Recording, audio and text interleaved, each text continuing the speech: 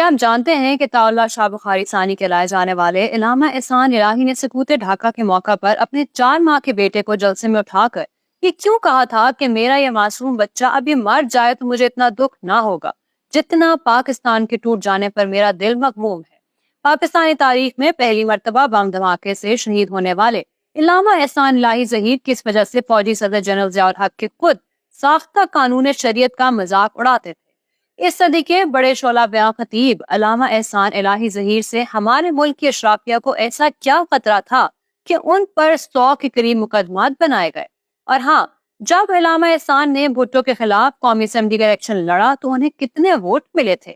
اہل حدیث کے نامور عالم دین علامہ احسان الہی ظہیر کی سیاسی، ملی اور مذہبی جدوجہد کا مکمل ریکارڈ آج کی ایکسکلوسیو ویڈیو میں آپ دوستوں کے ساتھ شیئر کیا جائے گا۔ آپ دیکھ رہے الیکشن باکس اور میں ہوں مناہل شیخ۔ میرے انسٹا اکاؤنٹ کا لنک آپ کو ڈسکرپشن میں مل جائے گا۔ So let's begin. 31 مئی 1945 کے روز سیالکوٹ کے رہائشی حاجی ظہور الہی کے گھر میں بیٹے نے آنکھ کھولی جس کا نام احسان الہی رکھا گیا۔ چونکہ ان کا خاندان دیندار تھا، یہی وجہ تھی کہ ننھے احسان کو حفظ قرآن کے لیے مدرسے میں داخل کروا دیا گیا۔ انہوں نے صرف 9 برس کی عمر میں قرآن کریم حفظ کرنے کی سعادت حاصل کر لی۔ تب 9 سالہ حافظ احسان الہی ظہیر کو یہ اعزاز بھی حاصل ہوا کہ انہوں نے رمضان المبارک میں نماز تراویح میں قرآن مجید سنایا۔ احسان الہی ظہیر کو بچپن ہی سے خطابت کا شوق تھا، اور ہوتا بھی کیوں نہ۔ ان کے گھر میں مولانا عطاءاللہ شاہ بخاری کی خطابت کا چرچا تھا اور اس زمانے میں سیالکوٹ احرار کا گھر تھا۔ احسان الہی ظہیر نے دینی تعلیم کا سلسلہ جاری رکھا اور وہ گجرانوالہ اور فیصل آباد کے مدارس میں زیر تعلیم رہے۔ مدارس عربیہ کے ساتھ ساتھ انہوں نے پنجاب یونیورسٹی سے فارسی، اردو اور عربی میں ماسٹرز کیا۔ بعد ازاں وہ سعودی عرب چلے گئے اور یہاں مدینہ یونیورسٹی میں تعلیم حاصل کرنے لگے۔ پاکستان واپسی پر انہوں نے خطابت و امامت کے ساتھ ساتھ سیاست میں بھی حصہ لینا شروع کیا۔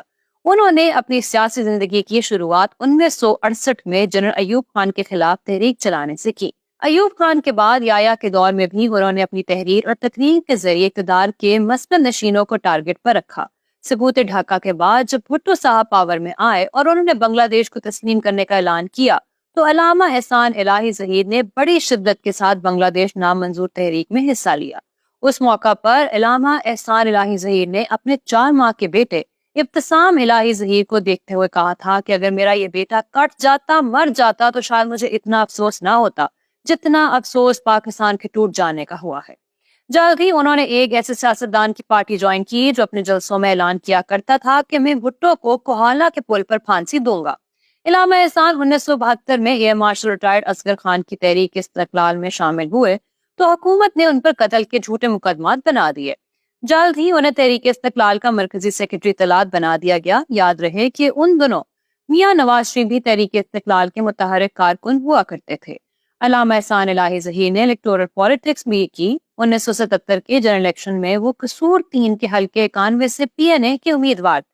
وہ اپنے حریف امیدوار پیپلز پارٹی کے شفاعت خان کے 81,000 ووٹوں کے مد مقابل 34,925 ووٹ لے پائے اور MNA بن کر پارلیمان تک نہ پہنچ پائے۔ یہ قصور کا وہی حلقہ ہے جہاں سے آج ان کے صاحبزادے ابتسام الہی ظہیر بھی انتخاب لڑتے ہیں۔ بھٹو دور حکومت میں علامہ احسان الہی ظہیر مسلسل قید و بند کی صحبتیں برداشت کرتے رہے، لیکن پھر اپنوں کی بے وفائی کی وجہ سے وہ 1978 میں تحریک استقلال سے علیحدہ ہو گئے۔ یہاں میں آپ کو بتاتی چلوں کہ مسٹر بھٹو کے دور حکومت میں ان پر 95 سیاسی مقدمات قائم کیے گئے تھے۔ ذوالفقار علی بھٹو کے دور حکومت میں انہوں نے ختم نبوت کی تحریک میں بڑے جوش و خروش سے حصہ لیا۔ علامہ احسان الہی ظہیر بلا کے خطیب تھے۔ ان کا انداز خطابت ایسا تھا کہ سننے والا دنگ رہ جاتا۔ اپنی گرجدار آواز سے اقتدار کے ایوانوں میں لرزہ طاری کر دینے والے علامہ احسان الہی ظہیر کا شمار عالمی اسکالرز میں ہوتا تھا۔ عراقی صدر صدام حسین ہو، یاسر عرفات، قذافی یا پھر آل سعود، ہر ایک سے ان کی دوستی تھی۔ جنرل ضیاء کے مارشل لاء کے بعد انہوں نے فوجی صدر کی پالیسیوں سے کھل کر اختلاف کیا۔ تب وہ MRD کے سٹیج پر نظر آتے اور جنرل ضیاء پر خوب گرجا برسا کرتے۔ پنجاب میں وہ جنرل ضیاء الحق کے سب سے بڑے مخالف خیال کیے جاتے تھے۔ وہ مارشل لائی نظام حکومت کو اسلام کے منافی قرار دیتے تھے۔ وہ کہا کرتے تھے کہ ضیاء الحق اپنے 10 سال اقتدار میں نہ ہی اسلام نافذ کر سکا اور نہ ہی جمہوریت۔ علامہ احسان نے 3 جماعتوں کو اکٹھا کر کے ایک سیاسی اتحاد بھی بنایا جو زیادہ عرصہ نہ چل سکا۔ پھر انہوں نے اپنی تمام تر توانائیاں اپنی جماعت کو سیاسی قوت بنانے میں صرف کر دی۔ انہوں نے ایسے وقت میں جنرل ضیاء کی آنکھوں میں آنکھیں ڈال کر فوجی امر کو چیلنج کیا جب مسلک اہل حدیث کے نامی گرامی علماء martial law administrator general Zia ul-Haq کے ہاتھوں میں ہاتھ ڈالے ہوئے تھے اور ان کے کیمپ میں نظر آتے تھے۔ یہ 23 مارچ 1987 کا دن تھا۔ علامہ احسان کلا لچمن سنگھ لاہور میں ایک بڑے جلسہ عام میں مدعو تھے۔ 11:35 پر علامہ کی تقریر جاری تھی۔ انہوں نے علامہ اقبال کا یہ شعر پڑھنا شروع کیا۔ کافر ہے تو شمشیر پہ کرتا ہے بھروسہ، مومن ہے تو بے تیغ بھی۔ ابھی اتنے الفاظ یہ ادا کیے تھے کہ سٹیج پر ان کے بائیں جانب اچانک زوردار بم دھماکہ ہو گیا۔ علامہ حبیب الرحمان یزدانی سمیت کئی لوگ جاں بحق ہوئے، جبکہ احسان الہی ظہیر ایک ہفتے تک زندگی موت کی کشمکش میں مبتلا رہے۔ سعودی کنگ شاہ فہد بن عبدالعزیز کی خواہش پر انہیں فوری طور پر ملٹری اسپتال ریاض منتقل کر دیا گیا، لیکن شاید بہت دیر ہو چکی تھی اور یہاں وہ 30 مارچ کو خالق حقیقی سے جا ملے۔ شیخ عبدالعزیز باز نے ریاض میں ان کی نماز جنازہ پڑھائی۔ بعد ازاں مسجد نبوی صلی اللہ علیہ وسلم میں بھی نماز جنازہ ادا کی گئی۔ سعودی حکومت نے پورے سرکاری اعزاز کے ساتھ انہیں مدینہ شریف میں جنت البقیع میں امام مالک رحمۃ اللہ علیہ کے پہلو میں سپرد خاک کر دیا۔ یاد رہے کہ مسلک اہل حدیث کے علامہ احسان الہی ظہیر پاکستان کے وہ پہلے مذہبی رہنما تھے جنہیں بم دھماکے سے اڑایا گیا۔ علامہ احسان نے اپنی تبلیغی اور تنظیمی مصروفیات کے باوجود دنیا کی مختلف زبانوں میں کئی کتابیں تحریر کی، جن میں اردو، عربی، فارسی اور انگریزی شامل ہیں۔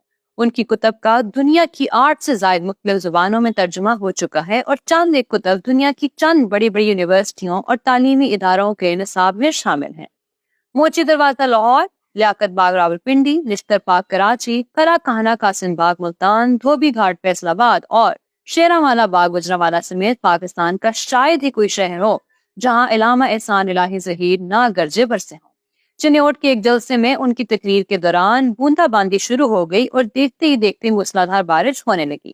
جب علامہ نے دیکھا کہ لوگ بارش کی وجہ سے اضطراب کا شکار ہیں تو انہوں نے اپنے سر سے جنا کیپ اتار دی، آستینیں چڑھا لی اور اپنی گرجدار آواز میں بولے، تم بارش سے بھاگتے ہو، بارش کیا شے ہے؟ مجھے تو وہ دیوانے چاہیے جو گولیوں کی بوچھاڑ کے سامنے ڈٹ کر کھڑے ہو جائیں۔ عوام کا یہ سننا تھا کہ جو کوئی جہاں کھڑا تھا وہیں بیٹھ گیا۔ آغا سورش کاشمیری جب علامہ ظہیر کا خطاب سنتے ہیں تو بے اختیار گلے سے لگا کر دعائیں دیتے ہیں، اور لکھنے والے نے لکھا ہے کہ علامہ ظہیر کی خطابت سن کر محسوس ہوتا ہے کہ خوبصورت الفاظ لائن لگا کر کھڑے ہیں اور علامہ حسن انتخاب کرتے چلے جا رہے ہیں۔ ان کا انداز خطابت دیکھ کر لوگ انہیں عطا اللہ شاہ ثانی کہا کرتے تھے۔